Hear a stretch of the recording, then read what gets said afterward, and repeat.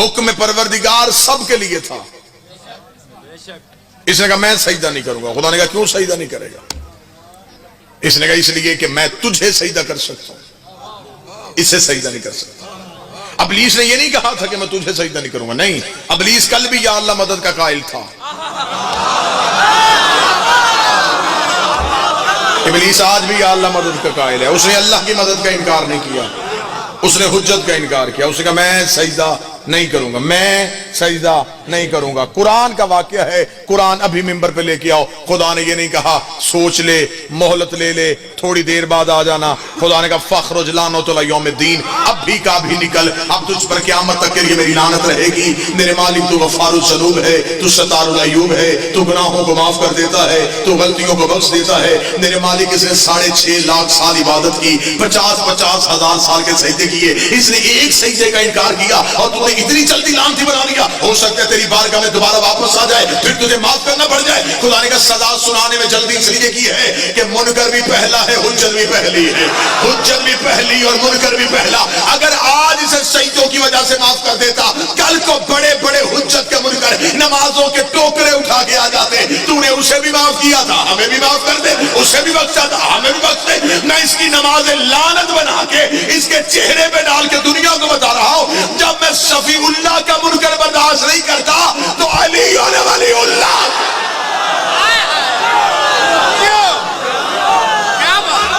آخر تک ہاتھ اٹھا کے ہر جرم معاف. انکار حجت وہ جرم جسے اللہ معاف نہیں کرتا.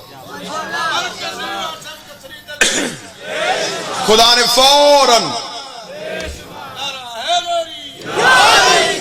فوراً دربار سے نکالا. کیوں؟ انکار حجت کی وجہ سے. اس نے یہ نہیں کہا تھا کہ تو اللہ نہیں، اس نے کہا یہ تیرا ولی نہیں. اس نے بڑی کوشش کی تھی نمازوں سے اللہ راضی کرنے کی، لیکن اس بدبخت کو یہ نہیں پتا تھا وہ مقدار سے راضی نہیں ہوتا، معیار سے راضی ہوتا. وہ یہ نہیں دیکھتا کتنی پڑی ہیں، وہ یہ دیکھتا ہے کیسی پڑی ہے. یہ چاہتا تھا میں اتنے سجدے کروں کہ اللہ مجھے خلافت دے دے، کیونکہ اس نے اعلان سن لیا تھا کہ وہ خلیفہ بنانے والا. یہ سجدوں کی وجہ سے خلیفہ بننے چاہتا تھا. ابھی تو اس مردود کی کوئی بیٹی نہیں تھی.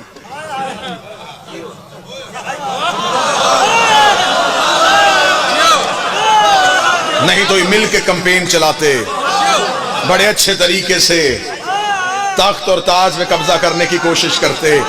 یہ ہمیشہ سے عادت ہے، بندے تخت کے لیے بڑا کچھ کر لیتے ہیں، بندے تاج کے لیے بڑا کچھ کر لیتے ہیں.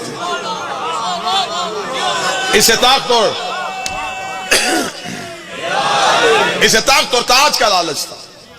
یہ خلیفہ بننا چاہتا تھا. خدا نے کہا میری خلافت سجدوں کی وجہ سے نہیں ملے گی، علم کی وجہ سے ملے گی. خدا کہ نکل جا میرے دربار سے، تجھ پر قیامت تک کے لیے میری لعنت ہے. اتنا بڑا نمازی مولوی کے سر پہ قرآن رکھ کے پوچھنا لعنتی کیوں بنا؟ حجت کے انکار کی وجہ سے. اس نے حجت کا انکار کیا، خدا نے ساری نمازیں ضائع کر دی. بارگاہ توحید کے دروازے پہ کھڑا ہے، قرآن ابھی ممبر پہ لے کے آؤ. خدا نے کہا جا کیوں نہیں رہا؟ اس نے کہا میں نے عبادت کی ہے، مجھے قیمت دے. خدا نے کہا کیا قیمت چاہیے؟ اس نے کہا 2 چیزیں تجھ سے لے کے جاؤں گا، ایک طاقت، ایک مہلت. ایک جہاں چاہوں وہاں پہنچوں، ایک مجھے موت نہ آئے. یہ قیمت ہے میری سجدوں کی، میری منہ مانگی قیمت دے. آخرت میں تو مجھے کچھ نہیں ملنا، میری زندگی میں تو دے.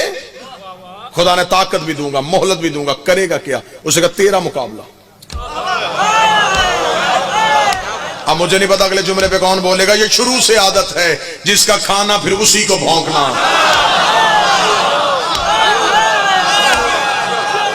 طاقت بھی تجھ سے لوں گا، مہلت بھی تجھ سے لوں گا. آج مولوی کے سر پہ قرآن رکھ کے پوچھو ابلیس کے پاس طاقت ہے؟ وہ کہتا ہے. میرا بازو کا جی چاہتا ہے جو مولوی علی کے اختیار نہیں مانتا، میں اسے سامنے بٹھا کے ابلیس کے اختیار سناؤں کہ تو یہ تو نہیں مانتا کہ علی سب کچھ کر سکتا ہے. جی علی، کھلڑ مگسی میں بھی علی مدد کرے، لاہور میں بھی علی کرے، امریکہ میں بھی علی کرے. عراق میں ایران میں علی مدد، یہ علی ہر جگہ پہ کیسے مدد کر سکتا ہے؟ اسی مولوی کے سر پہ قرآن رکھ کے پوچھ، ابلیس ہر جگہ پہ گمراہ کر سکتا ہے؟ کہنا جی بالکل کر سکتا ہے۔ اسے کہا خدا تجھ پہ لعنت کرے، اللہ اپنے دشمن کو طاقت دے سکتا ہے، اپنی حجت کو طاقت نہیں دے سکتا۔ اس کا سب سے بڑا دشمن جہاں چاہے وہاں پہنچ سکتا ہے، کیونکہ یہ عدل الہیہ کے خلاف ہے کہ وہ گمراہ کرنے والے کو تو رکھے اور ہدایت کرنے والے کو نہ رکھے۔ یہ عدل کے خلاف ہے۔ قیامت والے دن انسان کہہ سکتا تھا میرا کیا قصور، تو نے گمراہ کرنے والا تو رکھا تھا، ہدایت کرنے والا تو ہے ہی کوئی نہیں۔ مولوی سے پوچھو ابلیس ہے؟ وہ کہتا جی ہے۔ نظر آتا ہے؟ نہیں آتا۔ اگر ہم اسے کہیں ہمارا 12واں ہے، فوراً کہتا نظر کیوں نہیں آتا؟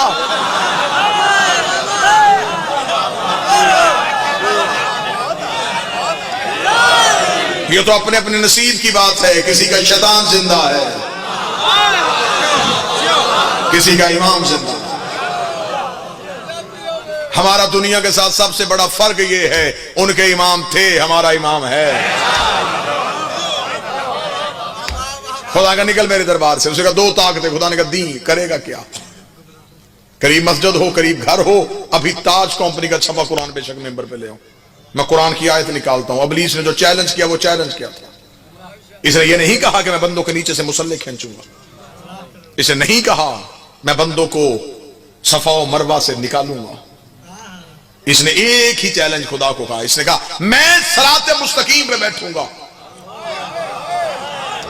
میں آدم کی نسل کو صراط مستقیم سے ہٹاؤں گا۔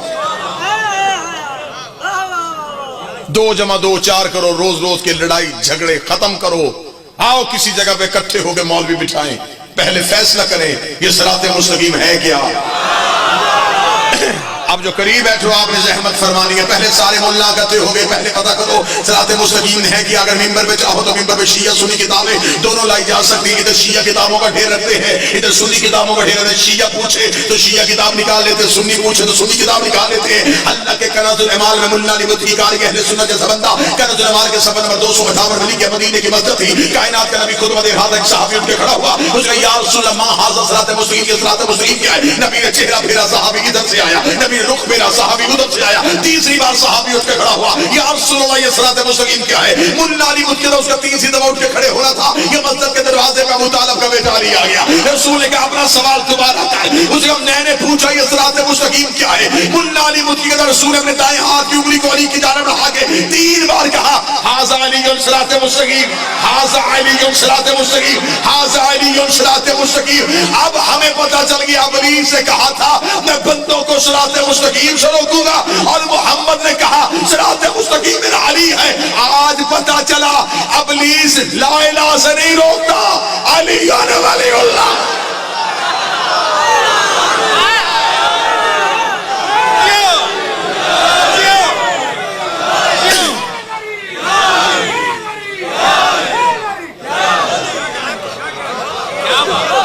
مولا حسین آج بھی تمہیں کہیں سے کوئی علی سے روکے، بسم اللہ بسم اللہ، کہیں بھی کوئی تمہیں علی سے روکے، سید مشتاق شاہ صاحب تشریف لے، کوئی علی سے روکے تو سمجھ لینا بندہ نہیں بول رہا، اب علی سے بول رہا۔ مولوی کے کہنے پہ نہ جانا، قبر کی کچی دیواریں، کفن میں جیب کوئی نہیں، قبر میں الماری کوئی نہیں، فرشتے رشوت نہیں لیتے، ہاں ہاں ہاں منو مٹی کے نیچے جانا ہے، اپنے عقیدے کا جواب دینا۔ اور جو مولوی ساری زندگی گمراہ کرتا ہے وہی سر جھکا کے تمہارے ساتھ آئے گا اور قبر میں لٹا کے کاندھے پکڑ کے ہلا کے اسما افہم، سن اور سمجھ، ابھی تھوڑی دیر بعد تیری قبر میں 2 فرشتے آئیں گے، وہ تجھ سے پوچھے گا تیرا رب کون ہے؟ اے فلاں ابن فلاں، کہنا اللہ میرا رب ہے، محمد میرا نبی ہے، قرآن میری کتاب ہے، کعبہ میرا قبلہ ہے، اسمع افہم، سن اور یاد رکھ۔ ابھی تیری قبر میں فرشتے آ کے پوچھیں گے تیرا امام کون ہے، بول کے کہنا علی امام ہے، حسن امام ہے، حسین امام ہے، سجاد امام ہے۔ اس وقت مولوی کا گریبان پکڑ کے پوچھنا، زندگی میں ایک ہی گواہی نہیں دینے دے رہا تھا، قبر میں 12 کی کیوں؟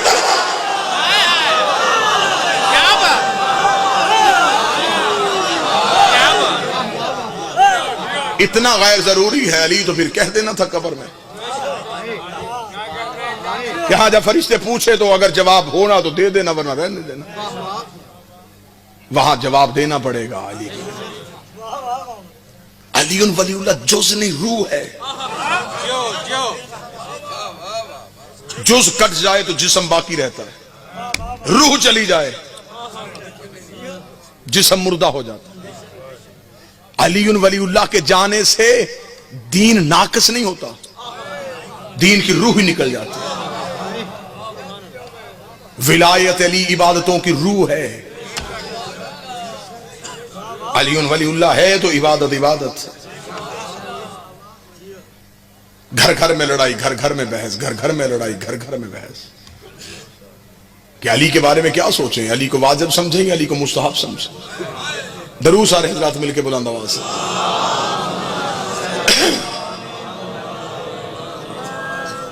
پھر بھی بلند آواز سے صلوات.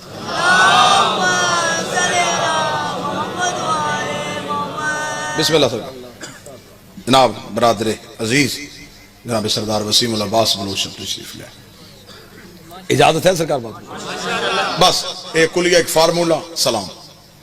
گھر گھر میں یہ بحث, یہ لڑائی. 2019 شیعت خطرناک موڑ پہ آ گئی. علی واجب ہے یا علی مستحب ہے, علی واجب ہے یا علی مستحب ہے. یہی لڑائی ہے نا جی گھر گھر. میں بات کھول کے کر رہا ہوں, کوئی بات چھپا نہیں رہا, بالکل کھول کے کر رہا ہوں. ایک گاؤں کئی عقیدے, ایک مسجد نمازیوں کے کئی عقیدے. آئیں پھر اس لڑائی کو کہیں نہ کہیں تو ختم ہونا. جو اسکول اور کالج کے نوجوان بیٹھے ہیں, اکثر سوال جو حل نہ ہوتے ہوں تو ٹیچر کہتا ہے فارمولہ لگاؤ.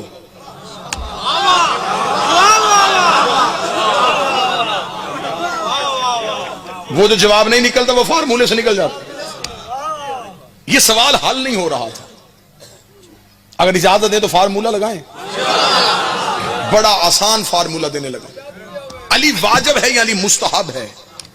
بحث وہ کر رہے ہیں جو فقہ کے بنیادی قوانین سے واقف نہیں. ابھی لڑائی ختم کر لیتے ہیں, آخر شیعہ ہے, ایک جسم ہے, کہیں نہ کہیں تو جنگ ختم ہونی. علی واجب ہے یا علی مستحب ہے. پہلے بتاؤ واجب کی تعریف کیا ہے, مستحب کی تعریف کیا ہے. واجب شریعت میں اس عمل کو کہتے ہیں جس کے چھوڑنے سے عذاب ہو. مستحب اس عمل کو کہتے ہیں جس کے چھوڑنے سے عذاب نہ ہو, کرنے سے نیکیوں میں اضافہ ہو. میں ٹھیک کہہ رہا ہوں؟ میرے پیچھے ایک بعمل ذاکر تشریف فرما ہے, ان کی تائید حاصل ہو گئی. مستحب جس کے چھوڑنے سے عذاب نہ ہو, کرنے سے نیکیوں میں اضافہ. فجر کی نماز کی واجب رکعتیں 2, چھوڑو عذاب. نوافل پڑھو نیکیوں میں اضافہ, نوافل چھوڑو تو عذاب نہیں. رمضان کے روزے واجب, شعبان کے مستحب. ایسا ہی واجب کے چھوڑنے سے عذاب آتا ہے, مستحب کے چھوڑنے سے عذاب نہیں آتا. اگر علی ولی اللہ مستحب ہے تو غدیر میں حارث پہ عذاب کیوں آیا؟ جو بول سکے وہ زحمت فرمائے.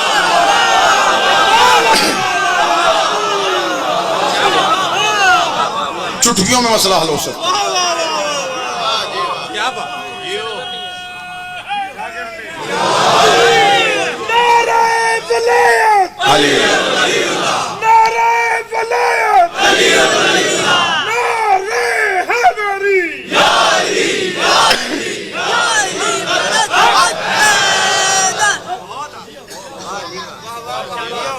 غدیر میں حارث پہ عذاب آیا ہے ولایت علی کو چھوڑنے کی وجہ سے.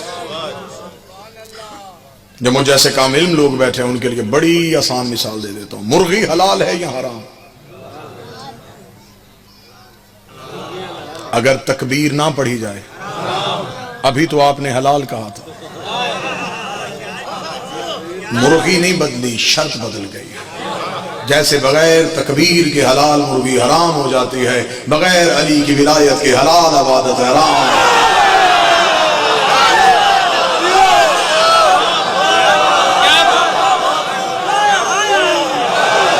کسی برتن میں نجاست کا ایک قطرہ ڈال کے جتنی بھی چیزیں پاک ڈالو وہ پاک بھی نجس ہو جائیں گی. بغض علی ہے نجاست.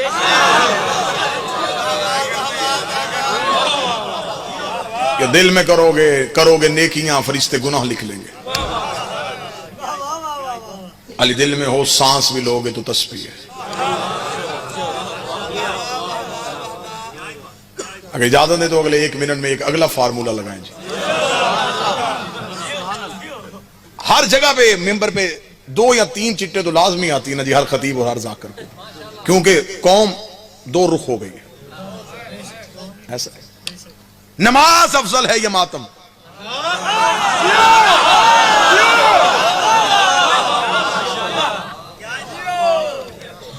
اب یہ ہے خطیب اور ذاکر کا امتحان.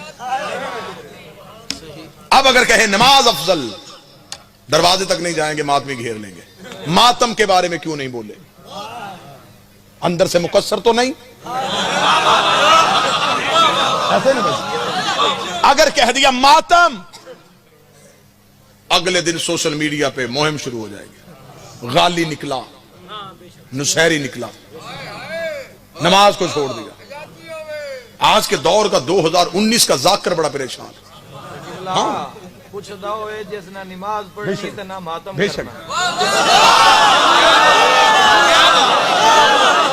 بڑا جو فارمولہ میں لگانے لگا تھا اس کا 50% فارمولہ بھائی جان نے لگا دیا. جو اگلا 50% رہ گیا وہ لگانے لگا. نماز افضل ہے یا ماتم؟ نماز افضل ہے یا ماتم؟ نماز افضل ہے یا ماتم؟ یہ سوال ہمیشہ وہ کرتا ہے جو دونوں میں سے ایک چھوڑنا چاہتا ہو.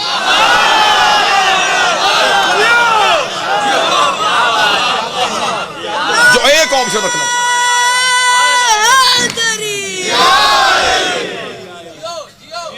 نمازی کیا؟ نمازی کس غرور میں ہے؟ وہ کہتا ہے 3 گھنٹے ماتم کے حلقے میں کھڑے ہونے والا ماتمی 5 منٹ مصلی پہ کیوں نہیں کھڑا ہوتا؟ واہ جی واہ. ٹھیک ہے، یہ بات بالکل ٹھیک ہے. جو حلقے میں ہو اسے مصلی پہ بھی ہونا چاہیے، لیکن پوری رات مصلی پہ کھڑے ہونے والے نمازی کو بھی 5 منٹ حلقہ ماتم میں آنا چاہیے.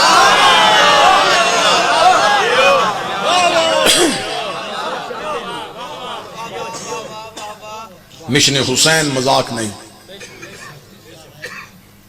جو دین بچایا گیا کربلا سے، یہ آسانی سے نہیں بچا، معجزے سے نہیں بچا، عمل سے بچا. حکم کر کے حسین فوج کو برباد کر سکتا تھا، لیکن حسین نے عملاً دکھایا. جوان بھائی کے بازو کٹوانا آسان نہیں تھا.